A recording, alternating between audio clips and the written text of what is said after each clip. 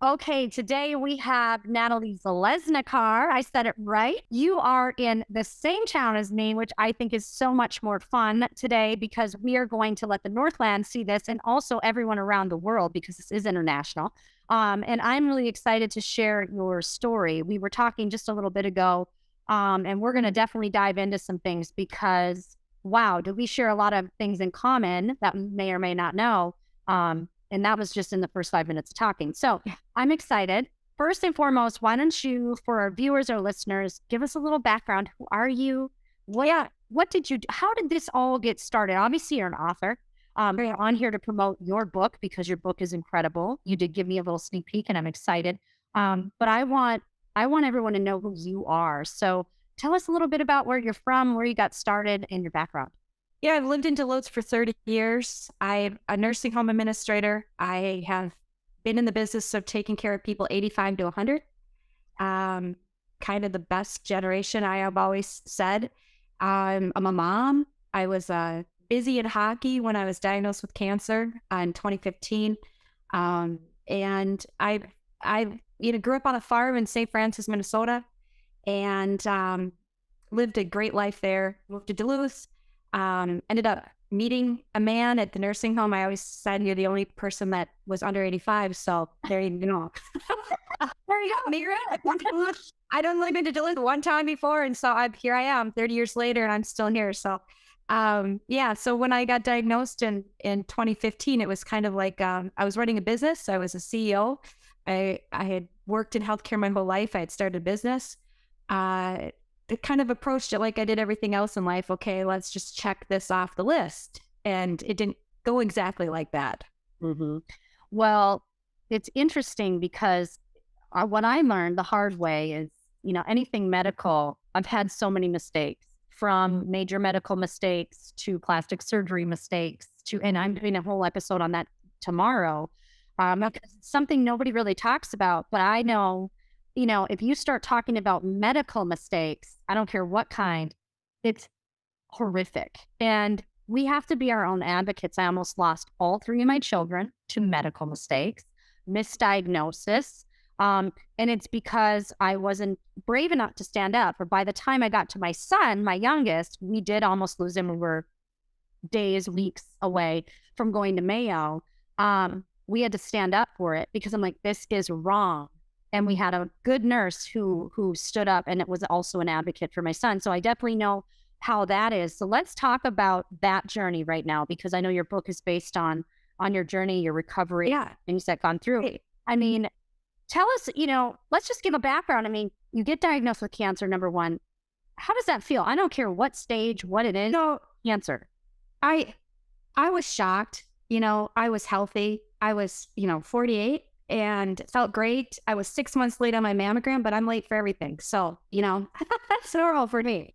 So, I figured it's stage one. But honestly, when they called me, I knew when they had biopsied, I remembered the tears going down my eyes, hitting my hand because it took so long for them on the screen looking at the x-rays. And I knew from the way that the body language of the technician that something wasn't right before I got the call, even though I was telling my mind, oh, it's probably fibroid cyst like my mom's always had, and because I'd heard that language, with her many, many times. So I was like, my husband's like, let's just wait until we find out for sure. Let's not worry about this. And then when I had a call, I was at work doing the same thing. And I remember I took the call. I was in my office at work and it was like, okay, I have to go out now and do what I do a lot of other days, act happy when I'm not happy, except I have to put this information in my head that just it was like I just had a sucker punch, like I got fucked off a horse and I lost my wind, is basically how I felt. The same feeling of,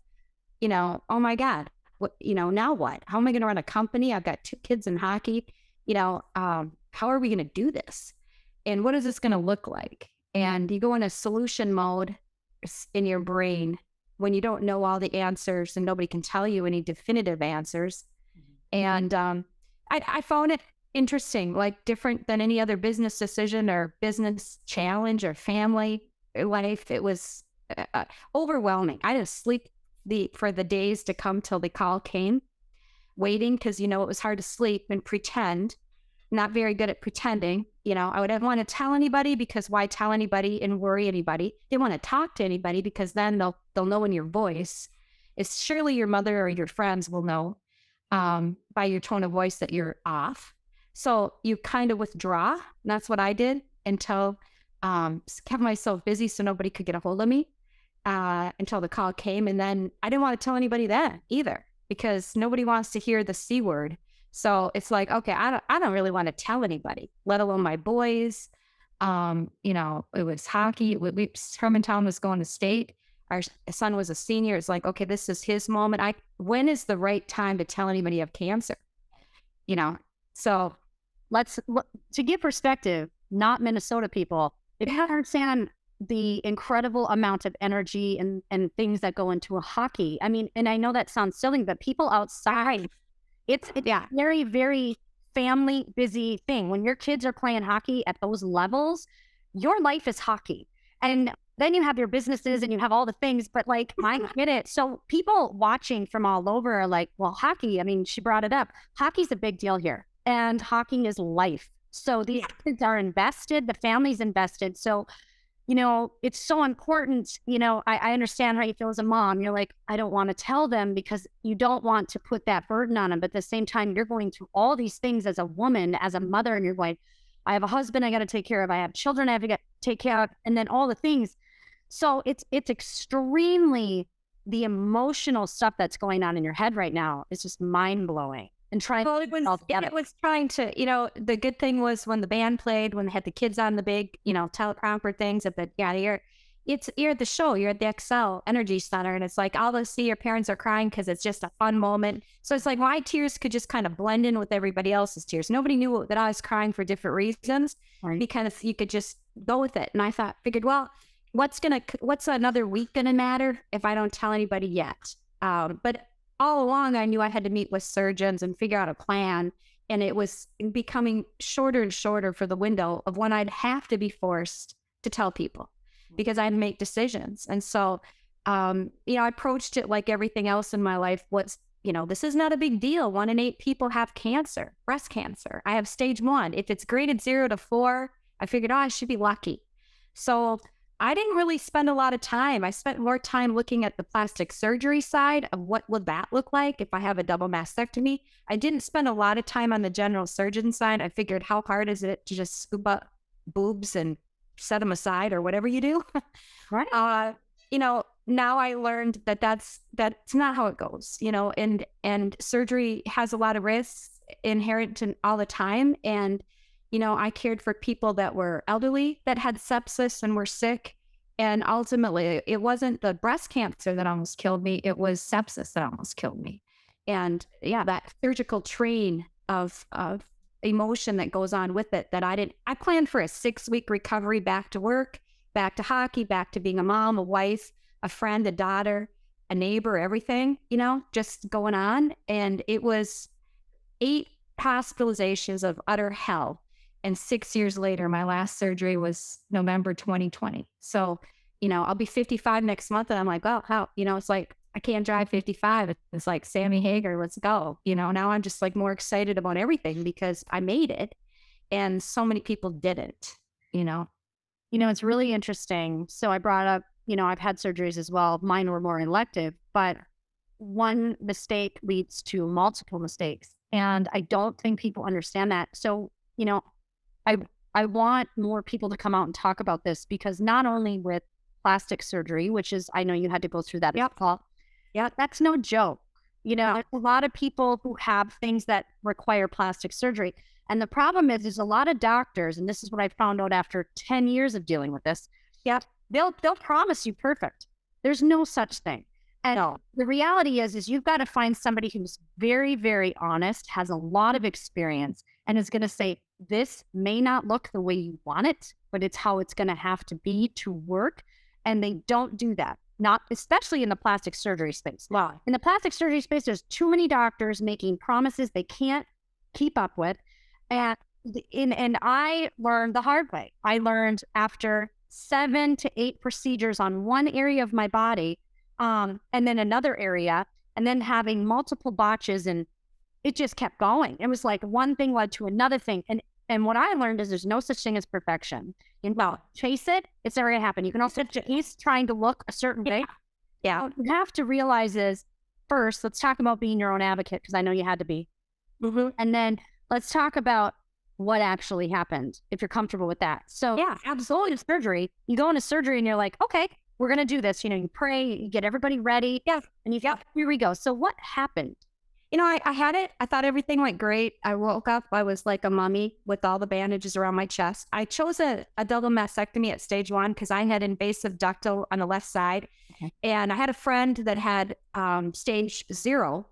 And so she was 1 degree better than me. I was ER positive, PR positive, and HER negative, which is hormone testing, the same as her. She had elected to have a lumpectomy on the cancer side and radiation for 8 weeks. And then 3 months after that, it went to the other breast. So she ended up, after all of that, having a double mastectomy. And she was running nursing homes like me, had a lot of responsibility for 24-hour operations. And I just thought, I can't do that. I can't run 24-hour operations and have that much pressure of worrying about when it's going to go to the other side. I knew myself, I wouldn't have peace of mind. So I elected the double mastectomy. I was told everything went great. I had great skin. Implants would be no big deal. You know, I was probably an AB my whole life. So I thought, well, what the hell? You know, it's not like I had big boobs and I was going to lose everything. I never had much anyway.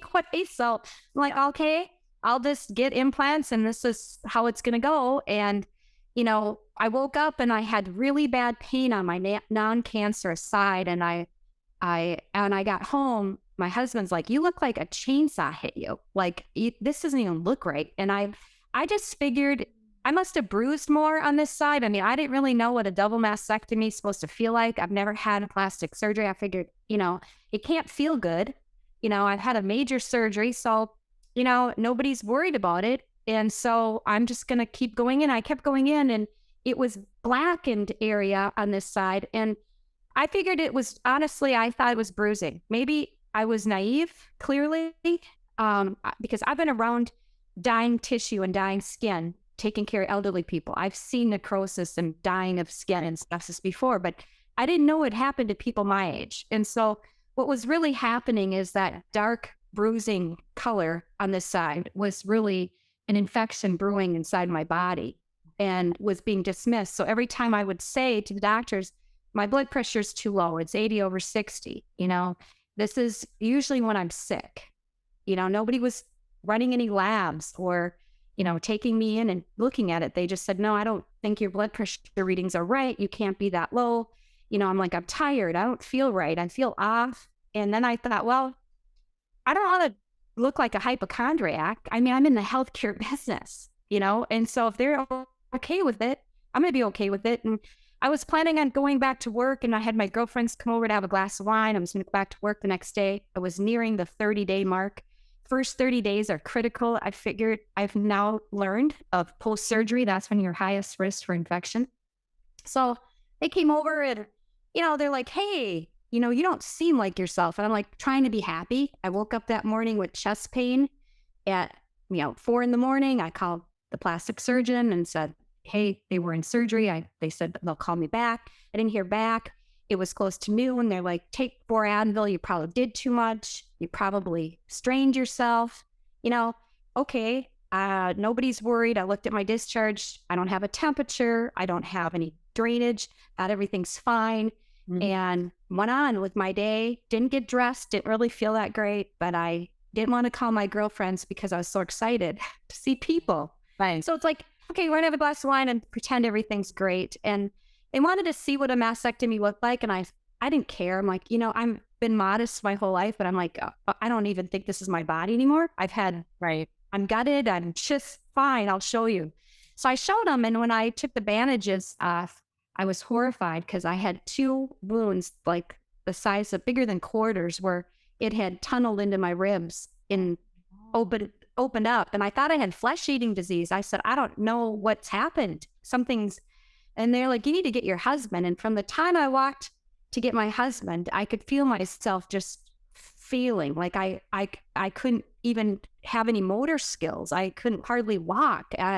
he just screamed for my husband. My husband screamed for my son to get the truck started. He was taking me to the ER, he's like, you got to go. And I couldn't get dressed. I had no ability. By the time we got to the hospital, he just went in the ambulance because he's like, you can't walk. Like I was crashing so fast. What was happening is I was really in a heart attack, mild heart attack. I thought it was my chest because I just assumed it was the bruising, but it was likely a pulmonary embolism that had broken off from a blood clot in my leg. Because I went in for that. I had an abnormal EKG and ended up with sepsis. And that was what I was bent on for 7 days. And then when I got discharged again, it was a blood clot. So I think I had a combination of things happening that were just cascading. Because once you've been sepsis, you're high risk for blood clots, and pulmonary embolisms. I didn't know that, but I know it now. So, and then once that happened, I had such a deep infection that it went to my ribs. So I had scar tissue right on my ribs. So on this side, I don't have a lot of skin and tissue left because it had all be scraped out of me. So then I had to wait. At that point, when I was hospitalized, about the third hospitalization, I realized I had to do something. Like I mean, they had at that point told me I had, would never walk again. Probably they had told me I didn't have a blood clot and I had post PT, some type of a nerve damage type thing in my leg. I should go get a nerve block in my leg. CRPS or some chronic thing that you'd be in a wheelchair your whole life and the worst pain. I'm like, I don't have that. I don't think that's what I have. So I ultimately just had my husband drive me to Mayo and decided, you know what, I'm going to be dead or very sick if I don't do something. And let's stop there for just a second. So this sounds like a rare thing, but I'm going to tell you, this isn't the first time I've heard stories like this. And I think we go in to surgeries and because no one talks enough about it, people don't know about it. This stuff happens a lot. Sepsis happens a lot in young people. What's the MRSA? Another one that's MRSA is so common and it can kill you. And my mother actually got MRSA and deals with it still. Like it's always something that can come back out. She has to pay attention to it. And it's like, you don't get time. There's not time to think about it. If you got this, you could die. Yes. You said they had to go in. Okay. So you went in, let's back up a little bit and let's review this. Yeah. You go in, you have sepsis the first time. Yeah. They do another surgery, I'm guessing, or what did they do at that time? Yeah. Once I was sepsis, they went in, debrided the wound and took my expander out. So I had the one expander on the cancer side. That one went well. The non-cancer side was a train wreck. So I had to have the expander out and I had wounds. And then for 3 months, I had to have my mother pack my wounds, twice a day. So I was home again for 3 months because at the time when I came home from the sepsis, I was so sick. I slept all the time. Like my mom had to wake me or my husband had to wake me or my kids to give me a heparin shot or, give me my meds or pack my wounds or make sure I ate, make sure I drank water because I was in a continual sleeping pattern. It was like my body was exhausted from trying to stay alive. Right. And sepsis, that's just what happens, I guess, is it takes a toll on all your organs. So your heart, your lungs, every single organ had to fight to stay alive. And it took a solid 3 months of just the wounds, packing the wounds and getting the infection out of me was the first thing. And then, I knew I'd be years out from fixing my chest because I had to get rid of, had to get stabilized again, like healthy, Right. So which took another year, before I could even have the surgery at Mayo to fix my chest wall and put skin from my back onto my chest wall. Oh, it's a lot. Just take it. Because somebody who's had multiple surgeries knows that stress because healing is so emotionally exhausting. Yeah, something like that is beyond exhausting because you don't know what if you get sick again. You don't. You're always sitting there. Well, what if I get sick again? What if tomorrow I develop it? You're always in the back of your head. And so I was telling you earlier, my son. So things that happen, and what people don't understand is when I say advocate, I mean you have to fight for yourself. So Right. when you Right. something's wrong, don't let somebody tell you, you know what, it's probably just this. Boom. I know something's wrong. So my Yep. son got very sick and we couldn't figure it out. And I'll tell this story just to kind of give some Yeah. perspective. And he was a baby. I mean, he was 2 years old, three, so tiny, and he's a little guy, and he was in pain. I'm like, gosh, he's really like, he would drink something and start to hunch over, and then he would start to like cry, and I'm like, what's going on? Like even eating. So I'm like, I wonder if it's his throat. Maybe he's sick. So we brought him in ER because it got bad, Yep. and must have strep. Strep must have went to his stomach. That's what they thought. So I'm like, okay, I believed them. Couple days later, it's not getting better, maybe almost a week. And I waited a week because we're supposed to have him on the antibiotics. You're supposed to get through it. He's starting to get so much pain. He's getting angry, like a little boy, like screaming, yeah, bite us. He started to bite us. If we tried to feed him, so he's losing weight, massive weight, and he's tiny. Go back in. We were in the ER at least 3 times, maybe 4. Went to the doctor at least 2 to 3 times, and they kept saying, it's most likely strep. Oh, it's probably his ears. It's probably this. And I'm like, are you watching him? I can't even hold him down. Like, yeah, he was in so much pain. I, as an adult, couldn't hold this little boy down. And I had half the time 2 adults had to. So they finally agreed to get us in for an ultrasound because they knew it was something in his stomach. I'm like, did he swallow something? I'm just so lost here. So we had to have an ultrasound done, but to get him to go to sit still, we had to knock him out. So we get to the appointment, and very bad communication. They didn't give him anything to knock him out. They gave him like Tylenol. I'm like, yeah, good luck. And at this point, he was going to die. Yeah, I looked at them and I said, we don't have next week because it was on a Friday. I said, we don't have next week. Are you looking at this kid?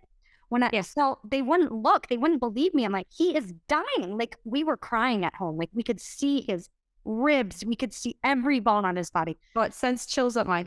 It was horrible. I know. I've been there. It's awful. Oh, so then we ended up going to Essentia because we switched hospitals finally. Yeah. And I said, I'm not leaving here today because I knew I said, if I leave, I am driving. I'm not even going home. I'm going to the Mayo. So either you help us or we're out of here.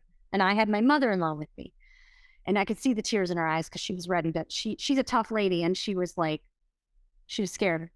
Yeah. So I said, you're going to have to sedate him. I said, I don't know how you're going to do it because he won't sit still. And like, well, we'll try this. And he started to flip out so bad. The nurse was like, okay, I'm going to go get something. We're going to knock him out. Yeah. You're going to have to take his clothes off. It was a battle. But when we got his clothes off, the nurse almost started crying and ran out of the room because she finally realized this kid was going to die. She got back in, we sedated him, got him in the ultrasound. They happened to have a brand new type of ultrasound downstairs. And she saw something and she goes, you know what?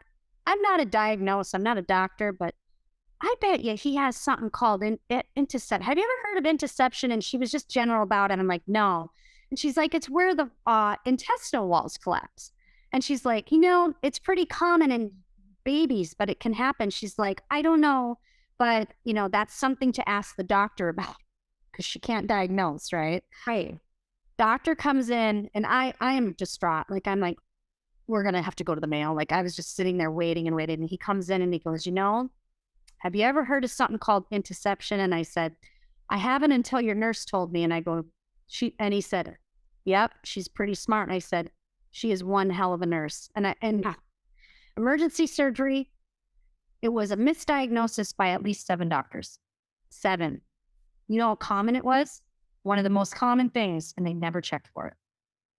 And then when you realize that after the fact, then you go, wow, how many other people has this happened to? Right. When you go down this thing, it's like an infection or sepsis or, black and blue is just bruising. Well, you don't know it's black and blue. And it's just that it could be an infection, that's all underneath you growing at a rapid pace, But after that train leaves, it's like you're on a catch up continually. When to try to get your body back. Yeah, ready for you. And kids, like you say, your son was young at 2. Kids have things happen too. And so being an advocate is probably the most, I've advocated for people 85 to 100 my entire life. But never did I think at 48, I'm like, well, you're healthy. Nothing's going to happen when you're our ages, and I realized that I was so sick in the hospital, I couldn't look at my own medical record. Usually I'd be the person that would say, hey, have I had heparin? Have I had a blood thinner? What's my blood pressure? Where am I at? But I was too sick to know where I was. I was too sick. My husband's a financial analyst guy, a computer guy. He doesn't know how to read medical charts or medical words. So to know those things. So, when I wrote the book, I wrote a lot about, don't assume that every surgery, the most basic thing, even your appendix being out or something, the value of taking photos of yourself every day, when you're post-surgery. I wish I would have done that. I write about that in the book. So a lot of things, For sure. I journaled just some things, but I was too sick to journal. And I didn't realize how much I should have told my mom or should have told my husband about myself and my body. So they would have had more insight because I assumed I could always look out for myself. But when you're that sick, you can't look out for yourself. You have to have somebody else that can triage you and understand what's your normal temperature. I'm never 98.6. I'm always 96.8, hardly 97. So for me, 102, when it hit that high, is really high for me. 102, 103 is really high. And so what's normal? What's normal for you? Is it normal for me? And, all those things become critical factors of, what does your blood pressure normally run? What's your oxygen levels? How to read those machines to know what to look for, what tests to ask for, to know if you have a blood clot, to know if you have, how to read interpretive data and to look out for yourself. And then when to know to just say, it's okay to ask for a second opinion or a third opinion, because your gut instinct when you're unsettled is really God's way of saying to look out for yourself. Yeah. Or it's not second guessing authority or people's intelligence or their calling to be a doctor, but not everybody makes the right decision. Not everybody looks at everything. Just all doctors are not created equal, just like all people, in any profession. You might have somebody that's a phenomenal, dentist or doctor or construction worker, and somebody else, they might be a C student or an F, and they're all in the same profession. And it isn't any different with doctors. That doesn't mean that they're going to communicate with everybody and track it. For me, I had a primary care physician, but I also had been a plastic surgeon and I had an oncologist. And so when things go wrong, what I write a lot about in the book is who's the doctor that's taking the lead for your care? Who's the person? Because everybody's a specialty. So, and that's great when things go well, but when things go bad, who's the person that's going to review your medical record? Where are your medical records at? Are they off-site, on-site? And is everybody talking to each other together to know your history? Or are they just treating one individual thing? And I found that nobody was talking to each other. If they would have been talking to each other, it would have been avoided, without a doubt. Interesting. The statistic on medical mistakes is insane. I know. Now, and a lot of people who die from medical mistakes, I don't know if I know it's top 5.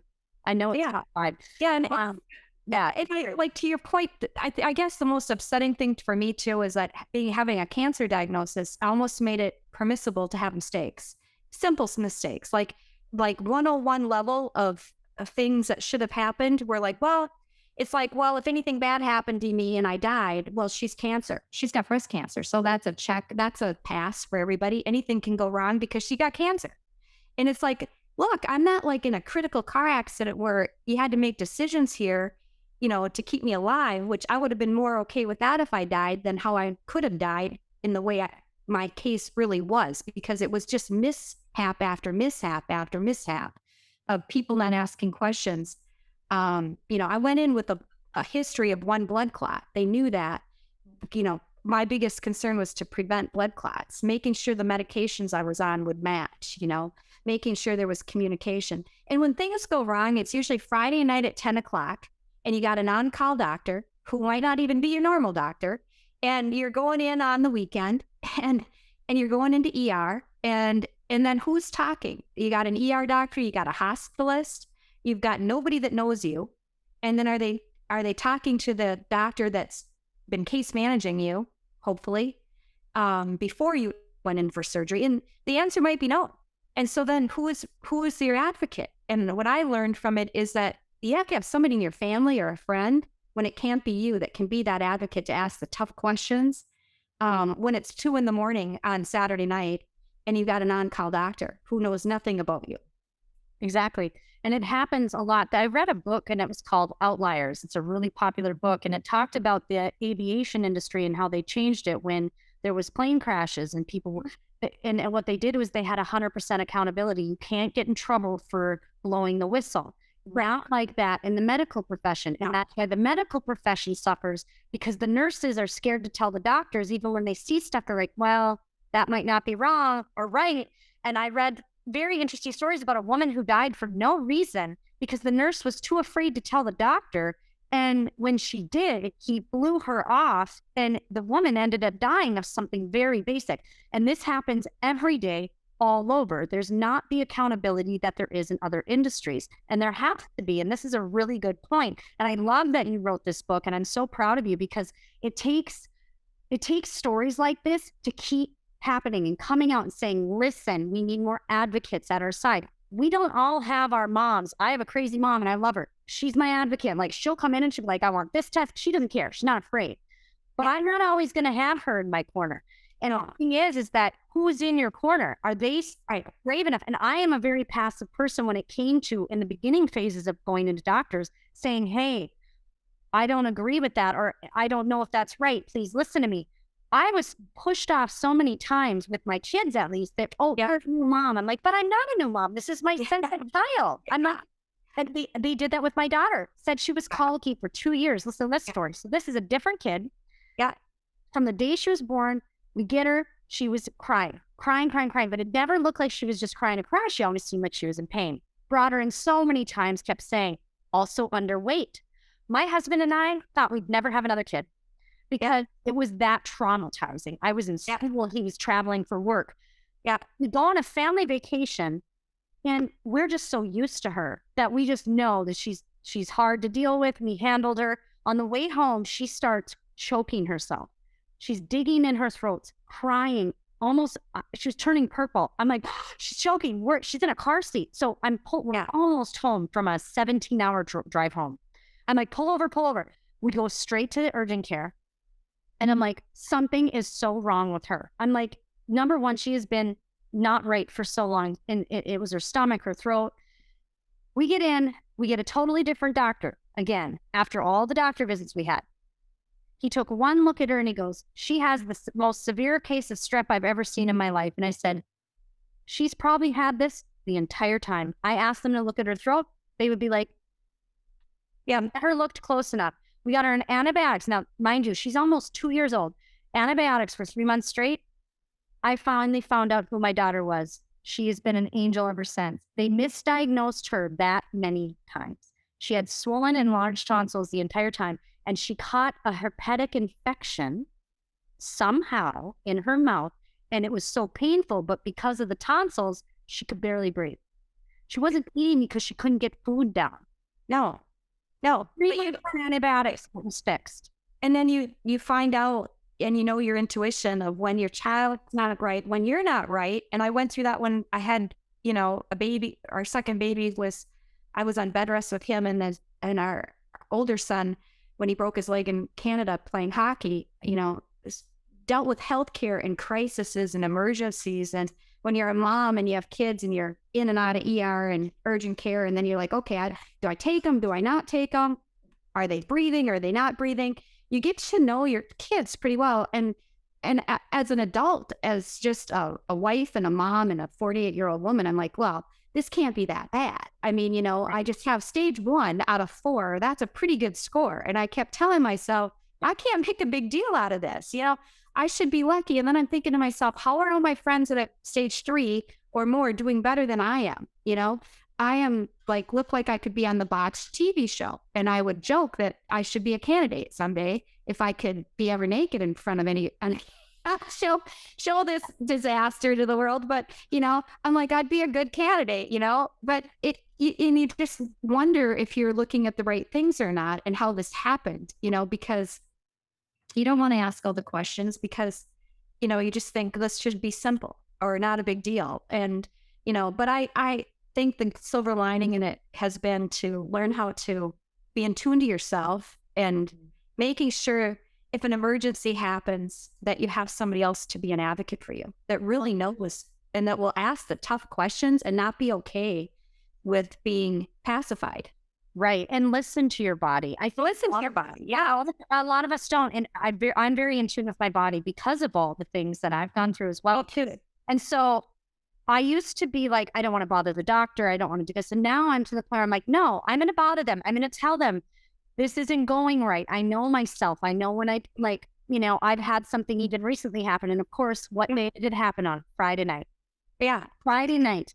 Tried to call, couldn't get, I'm like, of course it happened on a Friday night. Yep. But lucky enough, this doctor of mine had given me a prescription to have in case something like that happened. Yeah, because she was being smart. Yeah. The thing is, you have to also find the right doctor, and don't be afraid. This is the other part. Do not be afraid to go to a different doctor. No, because I stuck with a doctor that screwed me up so bad that I am paying for it 10 years later still. And it's like money, healing, time, emotional stress, pain my kids have experienced, like, oh, mom's got to deal with this again. It's like, yeah, you have to find the right doctors, and you have to find an advocate. You are right. Not just you, because if you cannot speak for yourself, you know damn well someone's going to stand up for you and make sure you're okay. And so the book, you did the book. It's got morning. Let's talk about it. Talk about the book, you start writing it. I started writing it probably a year after when I had my reconstructive surgery. I had my back muscle was like filleting a walleye and bringing it to the front to create a new chest wall. And when I went to Mayo, I was home again for a couple months. It was a 12-hour surgery. It was a major surgery. And I journaled, and I was just journaling. And later on, when I went to see my parents in Florida, I was on an airplane, and I was just head down writing for 3 hours. And this guy sitting next to me is like, "Are you a writer?" And I said, "No, not really. I just like to write." And he's like, "Well, you haven't even had your head up for 3 hours." I said, "Well, I got a lot to say." And so I said, "Well, write for me." And he goes, "Well, what are you writing about, if I can ask?" I said, "Oh, I'm just kind of writing about what happened with my breast cancer. And I started on plan A, and I'm kind of on plan F, and it's kind of all about that. And I just write for myself to heal." And he's like, "I think you should think about writing a book," because I can't remember if it was his sister, but somebody he knew had breast cancer. Things went bad. And he's like, "I think you could help a lot of other people." And I thought, wow. So I started writing, and just, I had like 14,000 words. And my son was like, "Mom, that's an essay. That's not a book." And so you're going to need like 40,000. And I'm like, "You're kidding." So then I just started laying out the chapters, and decided that it was going to be cheaper than therapy if I wrote a book. And it would be more my style to be able to write what it was like for me. And not that it was everybody's experience, but it could be more of a storyteller, which is really my lane of how I talk and live. And I could just hopefully help other people. I had a friend that died of sepsis, a month before I was diagnosed. She passed away, and I had 5 kids from my hometown. And it was just a gardening injury that got infected, and it got missed. And she died on their 25th anniversary of a heart attack in the middle of the night. And it could have been me. So it was like I became more passionate about trying to help other people, because she died at 42. I was 48. It was like, nobody thinks you're going to die of sepsis. And so I thought, I'm going to write the book. And, so I ended up naming it. It was going to be, I had a million names, and it ended up being The Scars You Can't See, because the real healing happened when the surgeries were done. I thought the surgeries were going to solve my problems. The cancer would be gone, the medications, but I had no idea that I was much more broken on the inside of figuring it all out than I planned for. I planned for the surgical physicalness of it all, like time off of work, healing, sick. It's going to suck, just get ready for a suck zone and just take it in. And, everybody, "How are you doing?" And it's like, you have to say, "Fine." Well, I got so accustomed to doing that that I never even knew I had to heal. And it wasn't going to happen until the last surgery was over. And so when I wrote the book, I would cry every time I was writing. And it took me years to write because I couldn't get through a chapter because I was just like sobbing. And then I would be flooded with the emotions. And I like, well, clearly I haven't healed, you know? Yeah. So it was a good way for me. And I just thought, if I write the book for me and then it ends up helping anybody else, it'll just be a bonus. So that's what I did. I love it. And nobody prepares you for the emotional. No. Nobody prepares you. And also what happens when anytime you cut your body, this is something else that I've found. It releases traumas of the past. So this isn't always about the actual surgery or the cancer trauma. There's traumas that you hold in, things you don't remember. And I went through a very major surgery this year that unlocked a lot of shame. Yeah. I mean, I was like, what is this? And I had to heal that. And I'm also writing a book currently, but it's very healing. But being able to talk about it, being able to share your story, the scars that you can't see. I love that title, by the way, is incredible. But we are just so grateful that you shared with us because breast cancer is very common. Cancer is everywhere. And it's not just that. People are going under the knife all the time and they do not understand what's going to happen. They do not understand these risks. Like everyone can tell you, well, here's the risks. And you look at the paper and you're like, I get it. He's fine. And you said, and you're like, fine, you can't have the surgery. And I thought, good. Okay. Yeah. Fix me. Sounds good. Didn't read it. Okay. But you don't understand the emotional road you're going to go on. And it doesn't matter if you had a great healing or not. It will release or bring up things that you've never planned on. And you have to be ready for that. And then if you think about the consistent taking of drugs, not just narcotics, ibuprofen all the time and all the things you're taking and the supplements, it's very, very wearing and your body goes through so much more than people, I think, know because nobody talks about it. So I'm really grateful that you are our advocate with this book. It's very important to me because people need to hear more about this and people need to understand that medical mistakes happen daily. People die from medical mistakes every day and at a high level. So it's important to be aware of that too. So I'm just grateful. I'm grateful you reached out. I'm grateful for this. And you're so close. We're going to have coffee. I know. I'm right there. I mean, I'm up on the diet chart all the time. I'm not. I can come get my kids and come say hi. So yeah, it's always great. Yeah. You're an incredible woman and brave. And honestly, you have such a good personality and outlook at life. Like you took this and you did what you should have done with it. Well, I figured he spared me for a reason. And so as corny as that might sound, I believe it. And, you sit there and wonder why the hell is this happening to you? And there's something that's supposed to happen. And I now know I'm right where I'm supposed to be. I was supposed to be an advocate for people. I never knew 8 million people die every year worldwide of sepsis. Never knew that, and it puts it in perspective when it's like double of the amount of COVID people that we've had.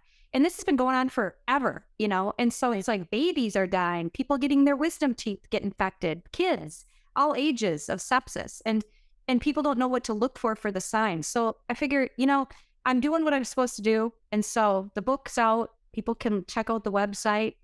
It's going to be released in November. So share the website and how people get a hold of you or want to get the book so we can do that. It's called The Scars You Can't See. And my website is NatalieZeleznikar.com. It's NatalieZeleznikar.com. And there I'm on Facebook too, Natalie Zeleznikar author. And you can pre-order the book. It'll be off the press in November. And it's a lot about healing, finding a new you, redefining yourself, your body image, all the things that happen in all of our lives of really the scars you can't see that we all have to deal with. So, yeah. I love it. Well, thank you so much. And you definitely are an advocate for all of us just being on the show and sharing.